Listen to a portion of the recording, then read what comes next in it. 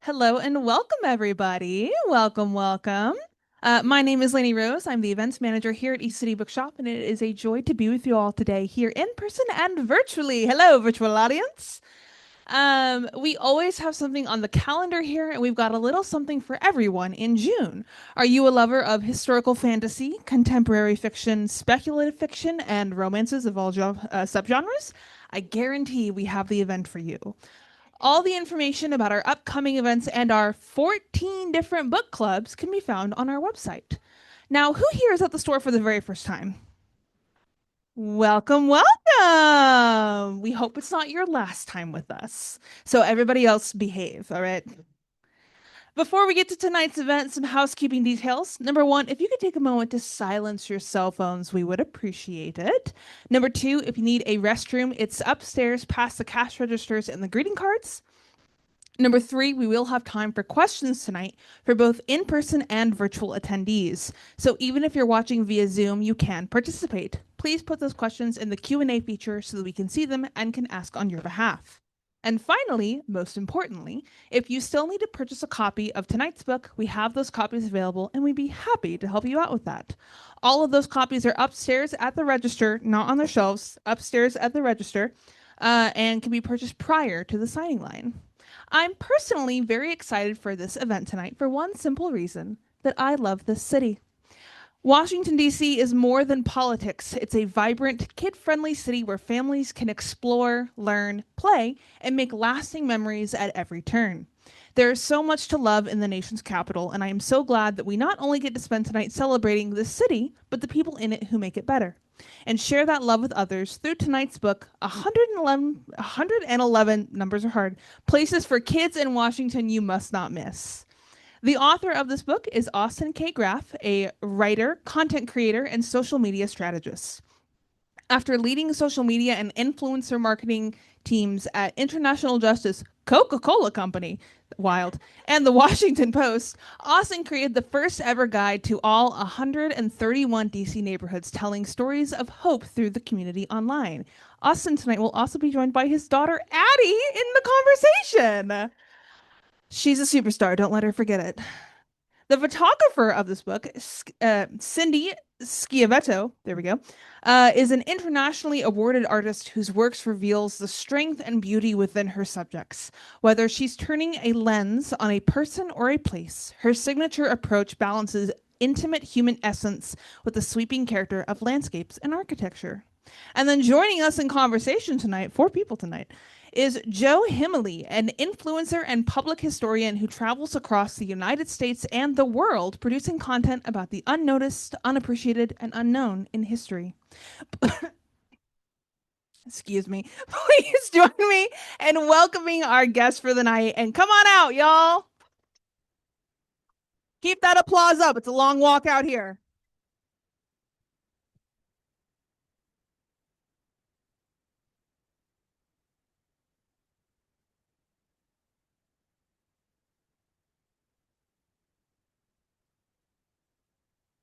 I'm Joe Himali.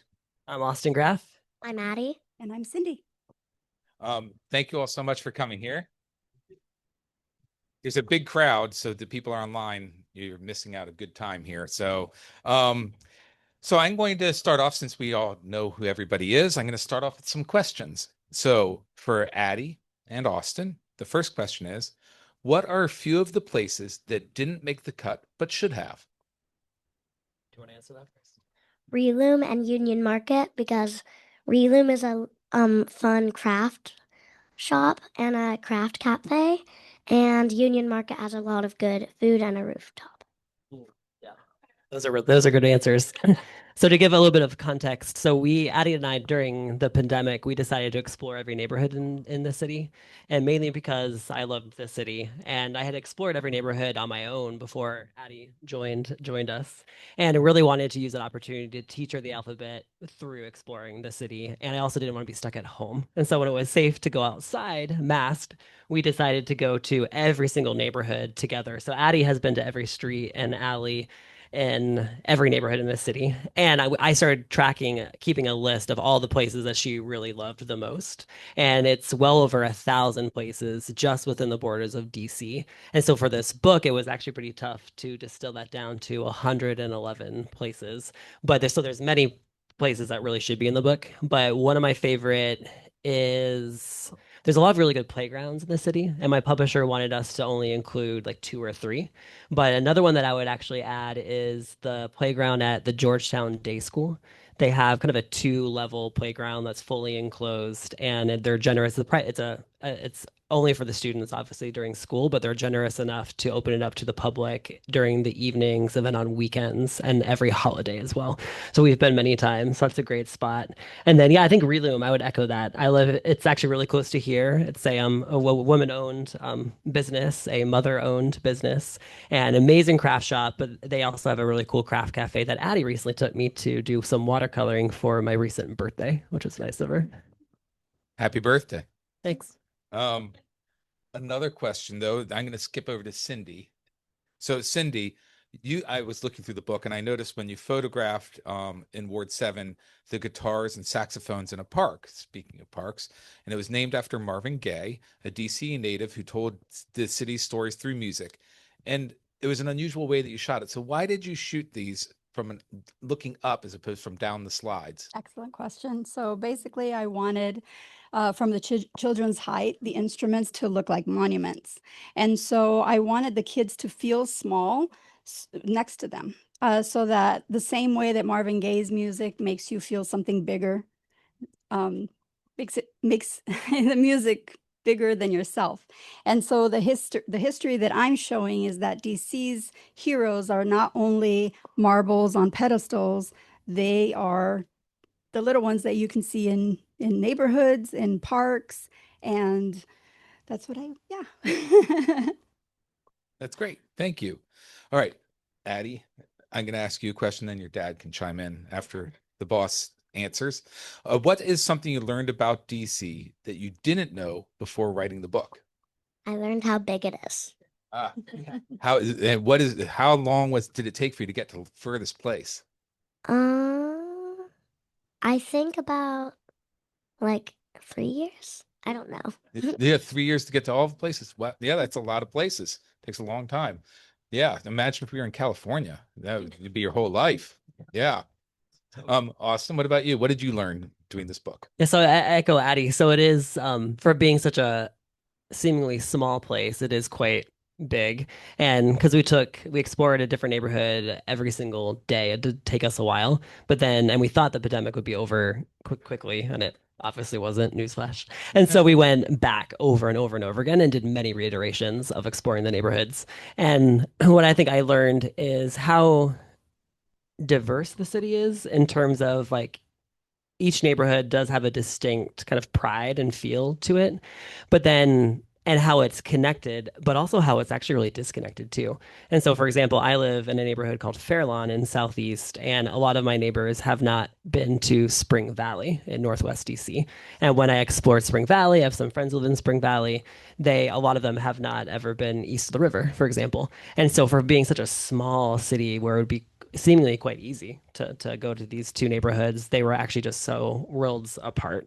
And I think there's something to that where there's so many different types of people of all different backgrounds in the city. And I love events like this and communities throughout the city that bring and kind of unite all the different parts of DC together. I can't agree with that more. It's a very interesting city and very, very different for such a small place. It's very, very different all over. Yes, it is true. Yeah. I'm sure most of you, hopefully everyone follows Joe on Instagram. He does amazing content, and there's many reasons why I respect Joe, but one of them is that he does often explore all different parts of the city. He doesn't just stay within his own neighborhood. He goes to all the different wards, and I really do appreciate that. Thank you. And Cindy, another question for you. So I've been to Hillwood. I love Hillwood, and I saw that was there, and the photos really represent it well, which is it's absolutely beautiful with perfect light, and then your pictures, perfect flowers and perfect calm. But when you were there, is there something that the photos don't show that you felt? Well, what doesn't show is the rain. It It was pouring out. doesn't look like that at all. The pictures look perfect without that. Exactly.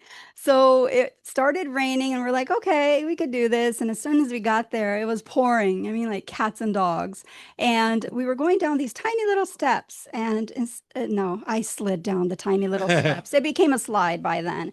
And then all I hear is I'm sitting down there starting to take pictures and I hear Austin saying, everything okay? I don't know. I do not know if he knew that I fell or not, but I twisted my ankle and I'm singing in my head like everything is awesome. And so you did not see the rain, but a few minutes later, the sun just came out and we got that beautiful picture that's in the book. Yeah. Actually, I remember that day very clearly because it was very wet and rainy, and you fell not once but twice that day. And I did see the Hillwood fall. And one of a quirk that I have that I'm not proud of is I think it's really funny when people fall. And even if and I try to make sure they're not hurt, but it gets me every time. And so it was a true test of our friendship that I just was laughing both times and we moved on. We laughed together. Well, I'm going to ask you the same question too. Did you learn something new about the city from doing the photography all over? I'm not a native, so everything to me was new and magical, and I feel like this book is for everybody. Yeah. Yeah, and so Cindy lives outside of DC in Maryland, and she has not only did all the photos for this book, but she also did it for the version of this book that is around women history spots in DC. And so between the two, you've seen a lot of the city, which I'm impressed by since you don't live in the city. Indeed. So we wanted to open this up for questions from the audience. So does anybody have a question yes, ma'am.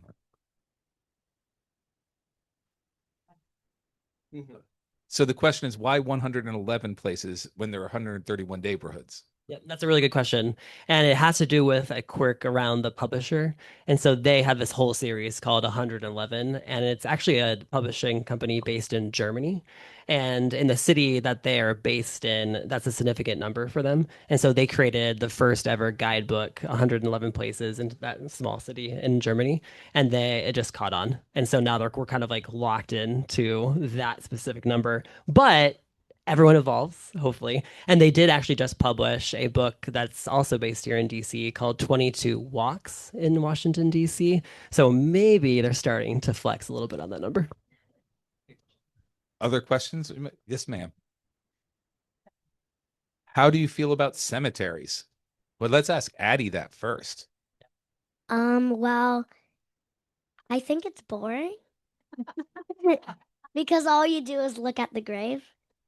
But that's just my opinion. But when we were in, I forgot what place Mexico, it was really interesting because some of the graves were broken, so we could look down. Did you see anything in them? No. Oh. Sadly, no. Well, a little bit we did. So so I love cemeteries. And where I grew up in overseas, and the country where I grew up, cemeteries are often places of gathering. And so this is why I love Congressional Cemetery nearby as well, because it was once rated the coolest cemetery in the country. And part of that is they gather people all the time. They have book events, they have movies, they have races, they have amazing tours, and a really incredible team that helps run it. And it's deeply historic. That cemetery is like all the cemeteries where I grew up. And so I always make sure I go to a cemetery no matter what city that I'm in. And Addie often is with me. But in Mexico, we went when they were digging up some of the graves and rewrapping some of the bodies. And actually led to a really good conversation. She was quite a few years younger than she is now. And one thing I appreciate about in Mexico, they just have a more openness to death and in a way that that some cultures just aren't. And so that it actually led to a really good conversation about death, which is very mundane. And Addie got to see some interesting things. What about you, Cindy? What do you think about? Cemeteries. I love cemeteries. I think it's part of our history and it's very nostalgic sometimes. I just visited my great grandfathers in Lithuania, and every time I'm there, I just have a sense of peace and just a sense that you still, belong. And so I love it. Yes, ma'am. She. How do you keep your wonder while traveling? We'll start again with Addie. You never stop exploring. So actually, can you come back to me? Yes, I can come back to you. Cindy, would you like to answer that? I love traveling as well. And so you can see art anywhere, on the floor, on the sky, on a building. You just have to look for it and make your own history. Yeah, I think there's so many different models, I think. And for me, this doesn't work for everyone, but I do love, there's just so many different stages of travel, and I equally have as much joy for each of the stages. So for me, the first is the planning. And so I spend hours researching, and I try to find hyperlocal blogs in each of the places that I'm traveling to. And then I do a tour on Google Maps. I just like do the actual like street view and just try to see interesting things that may not actually be on the map. And so I spend hours and hours doing that because I grew up overseas and my family traveled all the time. And I went to a very international boarding school in Southwest Germany. I have friends in almost every country in the world. And so I'll ask them also for recommendations. And so I have this master's spreadsheet and Google Map of all of that, I get so much joy out of that. And then we go, and this is where my wife Teresa, who's in the back, she loves to kind of just wander. And so we'll do a mix of like, here's some things I know I for sure want to go to, but then also let's like put the phone down and just wander. Don't walk down the same street more than once, and ask a lot of questions of everyone you interact with, whether that's the taxi driver or if you're staying in a neighborhood and there's a coffee shop, ask if it seems appropriate and not like a burden for them. Just take all the recommendations that you can get. Because exploring is fun, and I never forget about fun memories. And because since I remember fun memories, I'm always like, I want to go there again. I want to go there again. And when you go there enough, you never forget. That's a good point. Yes. What's the best joke from the joke phone? This is a question for Addie. Let's see if she can remember any of the crazy jokes. I don't remember any, but if I could say one, I think, what does the audience say? Yes? All right. Yes. Let's hear the joke. knock knock. Who's there? Wait, wait, knock knock. Who's there? Knock knock. Who's there? Knock knock. Who's there? Orange. Orange who? Aren't you glad I came to the door? That's very good. Yes. That should be What was your favorite joke on the joke phone? Do you remember? Ooh, I don't, to be honest. There are some. Each one honestly was unique, and I have not heard it before. And And there were a few surprisingly inappropriate ones too. And so like how it works is like the lower numbers are more the kid friendly, and then as you go up the number scale, they get more like teenage appropriate and then adult appropriate. And then they also have, but I love facts, and you would appreciate this too. There's also a button where you can learn like different facts, and so I often just hover around that button. Cindy, did you hear any? I didn't get to listen because I was too busy taking a photograph, but my suggestion is go and hear it for yourself. And I will say that was my favorite part about like writing this, and one of my favorite parts about DC, and you can only find these in the neighborhoods, is that there are people just on their own who are trying to spread joy. And the Jokes Phone is an example of that. It's a substitute teacher at the nearby school who decided to help entertain kids as they walk by. And there's in every neighborhood, there's countless ones like that. And it usually like starts small, but then it has such a very big impact, like the Pocket Dinosaur Park in Southwest Waterfront, who the people behind that are actually here. And so this man right here in the front in the green, it was his idea to like start it, and it has spread so much joy for not only people in that community. I would say most people in Southwest know it, but people will actually, it's on Google Maps, and people will actually like go and walk by it, and it is always such a joy to like walk by. And so those are the moments that I think tourists often miss, because it's the human side of DC that you can only find by honestly just wandering in the neighborhoods. So thank you for that. Yes. Other questions? Yes, miss. What's your favorite alphabet animal? What is your favorite alphabet animal? And it was also noted that the anteater is missing, so we're looking for predictions of whether or not the anteater will return. The anteater, actually. Oh, so that was your favorite, was the now missing anteater? That's very sad. Yeah, so this is another good example where there's actually now two neighborhoods that have this, where there's alphabet animals that are on kind of lampposts, and Capitol Hill is one of them. So thanks to Cha, where Addie goes to on Tuesdays, they have a number of sculptures by mainly local artists, and the first letter of the animal it relates to the street name. So there's a cat on C Street, for example, and so they're there, and that's actually one of my favorites. The cat one is a sneaky cat. It's a great one. And to be honest, like I didn't notice it for a long time until Addie pointed it out one day. And okay, She said she lived there and didn't even notice. Yes. Cindy, did you have a favorite animal? I only saw the ant. So that would be your favorite then? My favorite. Other questions? Yes, sir. What is your favorite tunnel? That's a good question. Do you already know your answers? All right. The catacombs. The catacombs. Yep, there you go. That was a good answer. What about Cindy? What was your favorite to photograph? Was there one that you particularly liked photographing? Oh, for the photograph. Oh, can you come back on me on that? I can come back to you on that. Austin? Yeah, so that's a very good question. I wouldn't recommend going to this tunnel, but I've been. And so this one is right under, if you know where the Artec house is.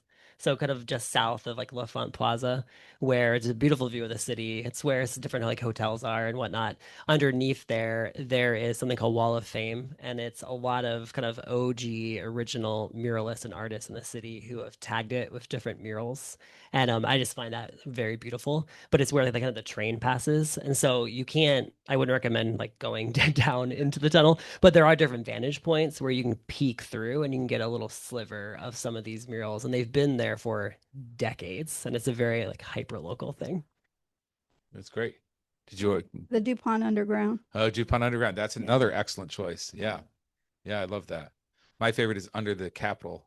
The tunnels they have down there is a lot of fun. If you ever go down there, they have tiles on the ceiling that are a very special tile called Gauss Divino tile, which is a very rare tile. There are only 4 of the buildings that I know of in DC that have it. So if you ever get a chance, go down there and check that out. Other questions? Yes, sir, in the back.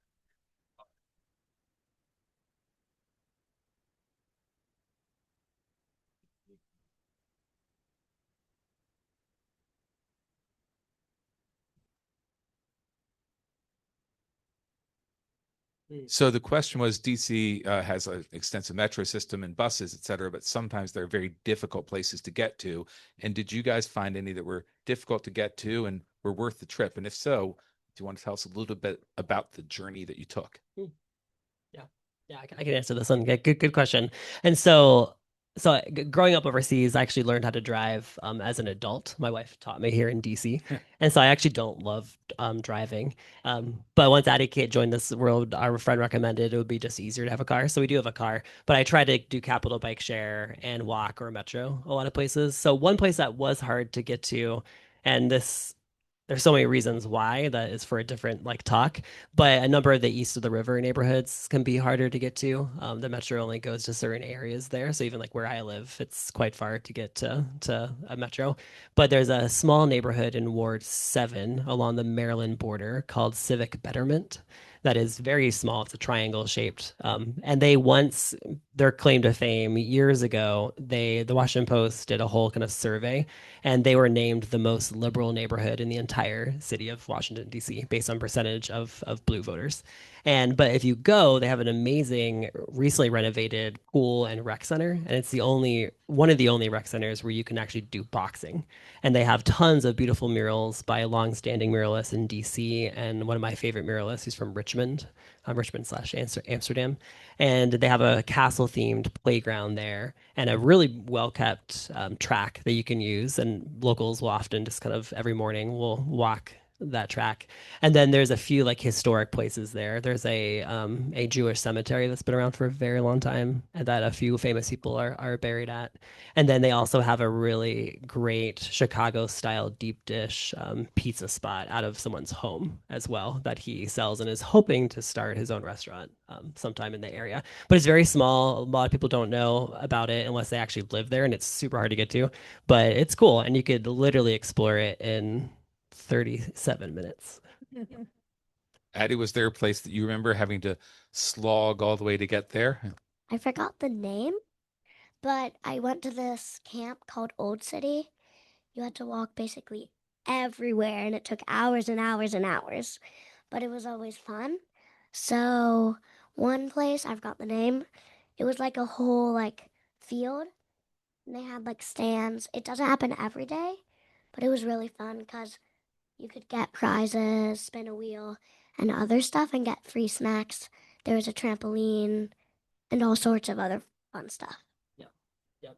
Yeah, so Addie's talking about so there's a CrossFit gym called Old City on 8th Street Northeast. There's actually two near each other, and this is the smaller one. And they actually have day off camps now that are actually phenomenally run, and they often will tap into the free DC DPR events throughout the city. And so it's one of Addie's favorite drop-in camps because then you could use some of the equipment too. And it's for a city that's very expensive. It's one of the most affordable options too, actually. Cindy, what about you? You had to journey along and you had to carry cameras with you. So you had a little extra weight to carry along. But I make it every every time possible for me to use the e-scooter. I love scooting around DC. It's just so much fun. But the one that I chose was the Kingsman Heritage because even though it was a while to get there and I took my scooter that day, it was hard to find it. But it was just so magical once you go through the bridges and you're like in the middle of the forest, you know. So Yeah. And I will say, just to piggyback off of your question, that we live really close to the Anacostia River Rock Trail, and so we love to bike, and so it's actually easy to get to a lot of the east of the river neighborhoods just by going up that trail that goes as far as up to Hyattsville, Maryland. And there's a lot of beautiful spots along the way from Kenilworth Aquatic Gardens, fields where you feel like you're not at all in the city, but you are. Really good soccer fields that have really good pickup soccer games most weekends with people who actually sell like really good like empanadas will come out to the soccer game. So there's just a lot of life happening along that trail, and we often bike it. More questions? Yes, ma'am.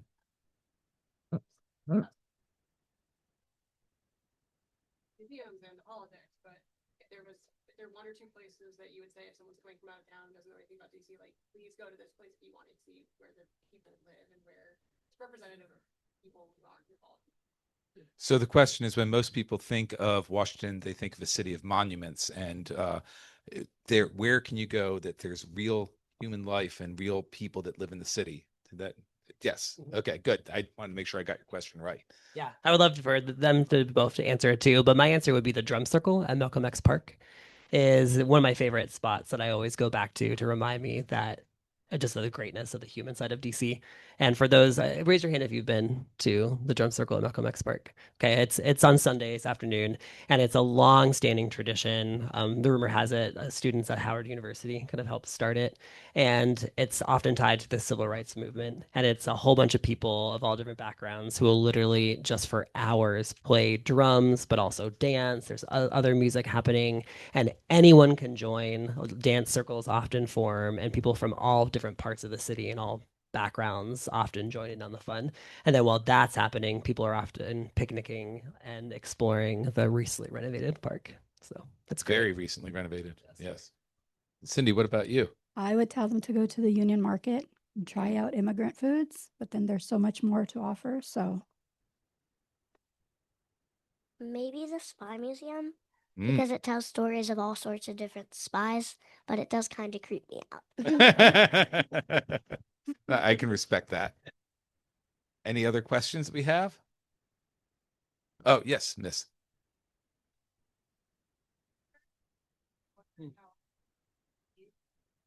The question was, how did you get connected with the German publisher, and how did your photographer, you and Cindy, get connected? Yeah, so over the years, I've been friends. So there's a number of books that I encourage everyone to read. And the original one based in DC is penned by a woman named Andrea. And it's 111 Places Not to Miss in DC. So that's like the all up book. And so she and I have been friends. And the editor at this German publishing company is her sister, Karen, or was her sister. And she recently left to start her own publishing company. And for a while, they're looking for someone to write the kids' version of this book. And so Andrea connected me to Karen, and then Karen and I were talking about it. And honestly, I never really never wanted to write a book, and so at first I said no. And then my wife was the one that encouraged me to say, like, I think you and Addie would love a tangible kind of representation of all these memories. So why not do like a hard but interesting project? And I'm so glad that we did, because now we can actually like hold this book. So that's how I got connected to the German publishing company. And then they're now for distribution are under Simon and Schuster. And so now the distribution is quite wide for it. And then Cindy and I, because she had photographed the women's history version of this book, they connected us. And so we walked into this book strangers and like truly left as like friends because we spent so many spots together. And Guy, you get to know someone's quirks, like Cindy falls sometimes. And I'm bad with directions. So and I always need parking instructions. I think that's the perfect example of behind every great man is a great woman. That, you know, if your wife had not told you to, you would have, having Cindy and you've just surrounded by great women. So, you know, one last question. Anybody have any? All right. Last question. How long did it take for you to write the book? Great question. Yep. So it is a very long process. So from when the moment I was introduced to Karen at this publishing company to when it went live in April, it was around a 2-year process. And so we worked, there's always something called a contract, and we travel quite a lot as a family. And so the contract wanted me to submit a certain amount of chapters every single month. And so I asked if we could skip a few months while we traveled, just so I could be present while we were traveling. And so the whole thing took 2 years, which is so it's fun to see it now live because we've been living and breathing this for a very long time. So Cindy and Austin specifically wanted to make this more of a interactive event. And to that end, I am going to donate a $25 gift card to this fine bookstore to the person who gets the most correct answers to this trivia contest. So get ready for some high stakes action. All right. So we have 15 questions, and if there's a tie, I'll buy another gift card. The first question is, inside the historic Riggs Hotel, formerly known as the Bank of Presidents, there's a giant machine that holds gumballs. To get one, there's a bowl nearby with free tokens. How many gumballs fit inside the machine? Now, I'm going to give you a range. So everybody, 50 to 55,000, 60,000 to 65,000, 70,000 to 75,000, or is it 80,000 to 85,000 gumballs? A, B, C, or D? 50 to 55, 60 to 65, 70 to 75, or 80 to 85? Shout out your answers when you're ready to guess. See, all right, we've already got our first winner. Okay, Yes, good job. Yeah, that's it. Okay, 70, so- 75,000. you're keeping track. What was your name? Brian. He's got 1 point. Okay. Second question. In Chevy Chase, a local teacher rewired an old payphone to do what? Yep. Who said that? Yep. All right. Do you want to answer the next one? All right. So again, once you know the answer, feel free to shout it out. So question 3 is, and if you're listening, you will know the answer. One playground in Ward 7 lets you climb on giant sculptures of guitars and saxophones. Good job. Yeah, who said that? You did? Oh, yes. All right, Sarah. Good job. All right, you do the next one. You want me to do this one? Okay, 4. While the National Zoo is full of real animals, what mythical creature guards the entrance to a townhouse complex in the Barnaby Woods neighborhood near Rock Creek Park? Yeah, it's unicorns. Is it you? All right, nice. What's your name? Laura. Yeah. Laura. All right. Let's go to the next one. Question 5. You've heard of the Little Free Libraries, but there are several on the Hill East that don't carry books. Instead, they're all right. And what's your name? Catherine. All right. Next question. You doing okay over there, Cindy? I'm going to. All right, good. There's a museum in Anacostia dedicated to DC's official music. What genre? Celebrating his 50th year. Good job. There you go. But a good second place there. Rome and Paris aren't the only cities with catacombs. Where can you find DC's catacombs?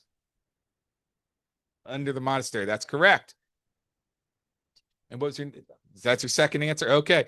By the way, we'll have to have a face-off if we have a tie at the end. All right. I'm going to do 8. You do 9 and 10. Okay, 8. Located inside the NASA headquarters in Southwest, visitors can experience a free 7-minute immersive show about how astronauts see Earth from space. Which famous woman is the NASA headquarters named after? A. Mary W. Jackson, B. Sally Ride, C. Mae Jemison, or E. Eileen Collins? So, A, you got A. That's correct. What's your name? All right, we'll put on your. I don't know about this. We've got to, that seems a little dubious to me. So, what's your name? And besides, we already know the women are the ones running the world, so we're going to let her answer that. Okay. Perfect. All right. During the 4th inning of every Washington Nationals home game, giant racing presidents compete around the field. Which bulky former president is a fan favorite to win? Teddy, good job. All right, Sarah. Outside of Central Union Mission is a weekday cart that sells popular breakfast foods. Its employees are learning job skills to help thrive in the workforce. What are they best known for? Muffin. Yeah, good job. Yeah, there you go. Right, well done. What I love about this is that when you know the answer, like, doesn't everybody know it's muffins? I mean, what fools don't know such things? All right. Number 11. Down, and we've got 5 left. Down an alley in Tenleytown, you can find a mural of a rainbow, a tree of life, and even Ruth Bader Ginsburg. What unusual material are these murals made out of? Oh my goodness, you don't need your husband for this. You're just rocking and rolling. Okay. One more for me, and then we'll have Austin finish us out. What is the only memorial in Washington, D.C. where climbing is encouraged? Yes. Good job. Yeah. Yep. All right. Good job. All right. Wrap it up. You got 3 to go. All right. Everyone should get this. What recently renovated park hosts a long-standing drum circle on Sundays? All right, Yep, here we go. good job. Yeah. No, there's no sharing. No sharing. No sharing. Otherwise, over there, they'd be very annoyed with me right now. So no sharing. All right, second to last. There's a little trail by the Palisades Recreation Center that leads to a whimsical art installation in a forest. What is the forest called? Say what? Fairy? Nope. No. It's not muffins. Good Yeah. job. Yeah, the glass forest. That's okay. She used the book. I like that. Somebody's already spending the money, getting it back. That's well done. All right, I think the kids might know this answer. The MLK Memorial Library in Penn Quarter, there's a secret door in the children's section. Where does the door lead to? Yep. Who was the first to say it? Somebody over here. Who was the first one? There was somebody on this side. All right. Yeah. Right. Okay. Oh yeah. Yeah. Same. Great. That was the last question. All All right, right. We're Cindy. gonna Who, the who last won? we had. All right. All right. Good job, Congratulations. Sarah. Good Well job, done. Sarah. Come on up and get your prize. Good job. Sarah also knows a lot about this city, especially Capitol Hill. You. No, she's Congratulations. there was me. There was Sarah. There are two additional things that we need to do. Austin, I want to make sure you get a chance to talk about something else that you've created for everybody that's here. Yes. Yeah. So I love scavenger hunts. And so I'm trying to create different scavenger hunts through most neighborhoods in DC. And so since we were in Capitol Hill, I created a kind of Eastern Market Capitol Hill scavenger hunt for everyone. So at the end of this event, near the book signing table, there's a stack of them, and it's feel free to take as many as you want, and then use them to explore this particular neighborhood. And then a lot of the other events, I'll be doing the same. So the next one is at Politics and Prose in Union Market. So it'll be a Union Market district, is what they're calling it now, a scavenger hunt to explore the alleys there. But definitely pick up that and enjoy it. All right. And I want to say a special thank you to everybody that came today, to Austin, to Addie, to Cindy, and East City Books. And thank you all so much for coming. And we'll let them wrap this up. Here we go. Thank you all so much. We're going to send these folks back to our little green room area. So one more round of applause to them for a great event. Woohoo! Please not in the store. So we are going to take just a few minutes to set up our signing table over here. If you still need to purchase a copy, you can do so upstairs. Or if you need to purchase any books, hey, our register is still open. And it is our event sales that make our events possible. So our kids event is, our kids section is that a ways, should you want to browse. We have our children's buyer and one of our children's event enthusiasts in the house tonight, should you want any recommendations. And if you are willing and able to set your chair to the side so that we can pack it up, we would greatly appreciate that. Thank you all so much for being here. Yay! The end.